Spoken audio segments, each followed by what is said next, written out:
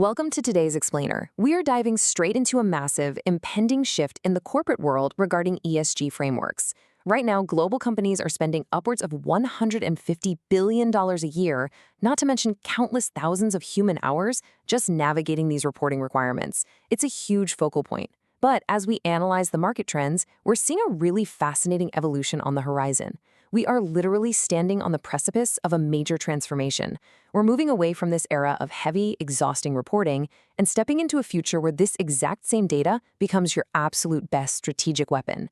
It is a journey from compliance fatigue to competitive intelligence, and by the year 2026, it's going to completely redefine how successful companies operate. So let's kick things off with a provocative question, one that I think captures the sheer frustration a lot of business leaders are feeling right now. Is ESG just really expensive paperwork? Let's be honest, whenever the annual sustainability report comes up in a boardroom, you can practically hear the collective groan. It's the elephant in the room. For a lot of organizations, the quiet, behind closed doors answer is, yes it is. Companies are pouring millions into gathering data and formatting disclosures just to satisfy regulators. It feels like a massive tax on your time, yielding pretty much nothing in return except a neatly bound PDF. But what if we've been looking at this entire process completely backwards? To understand how we break out of this paperwork trap, here is our roadmap for the explainer. First, the ESG compliance burden. Second, defining compliance fatigue. Third, the 2026 paradigm shift. Fourth, entering competitive intelligence. And fifth, winning the ESG future. Let's get right into it. Section 1, the ESG compliance burden. Let's face facts and look at what this actually looks like on the ground today. Navigating these frameworks today usually feels way more like a giant administrative hurdle than a real asset. We've got a fundamental disconnect. Just picture this. You've got a sustainability manager in one room, running themselves ragged, absolutely drowning in spreadsheets just to check every single box for the latest alphabet soup of regulations. Meanwhile, in the very next room, you've got the CFO looking at profit margins and operational efficiency, totally unaware of how the two connect. When ESG is purely a box-checking exercise, it is completely divorced from boardroom strategy. You check the boxes, publish the report, and then just go back to business as usual. It's incredibly inefficient. Moving to Section 2, defining compliance fatigue. Let's pinpoint the exact problem dragging the industry down. We define compliance fatigue as the sheer exhaustion and frustration organizations face when ESG is treated as merely a defensive administrative box-checking exercise. Really think about that word for a second. Defensive. When you're operating defensively, you're just trying not to get penalized. You're frantically trying to dodge fines, avoid bad PR, keep activist investors off your back. You aren't trying to score points. You're literally just trying to keep the other team from scoring. And that defensive posture is exactly what creates this heavy burden, turning well-intentioned reporting into a tedious drain on resources that just demoralizes your team. And the reality of that approach is perfectly summed up by this number right here, 0. Does that sound like a winning business strategy? Because that is the amount of forward-looking competitive advantage you gain from a purely reactive, defensive approach. If you're only doing what's required by law to avoid a penalty, you are, by definition, doing the bare minimum right alongside all your competitors. There's no alpha there.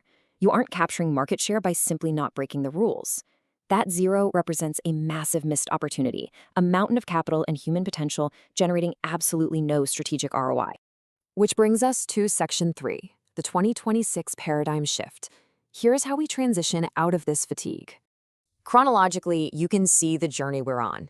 In the past, it was all about establishing basic reporting frameworks. Now, in the present, we're plunged deep into the era of compliance fatigue. But looking ahead to the pivotal year of 2026, we see the shift to proactive intelligence. Now, why 2026? Well, by then, the data collection architectures within most major companies are going to be mature. The initial shock of regulatory compliance will have settled into standard operating procedures.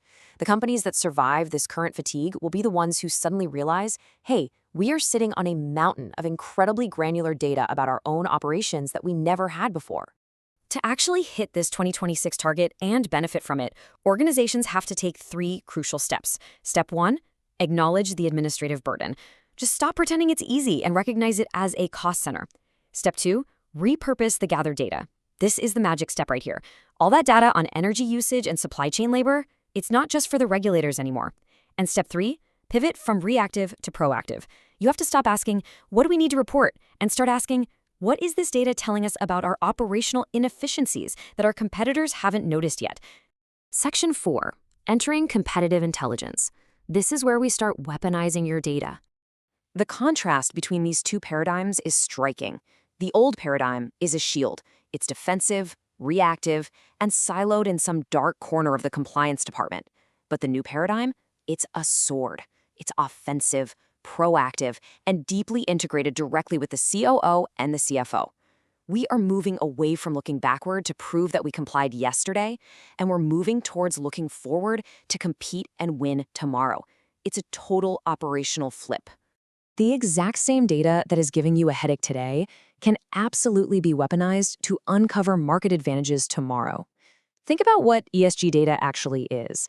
If you're tracking Scope 3 emissions, you might accidentally discover that a key supplier is wasting 30% of their energy on outdated logistics.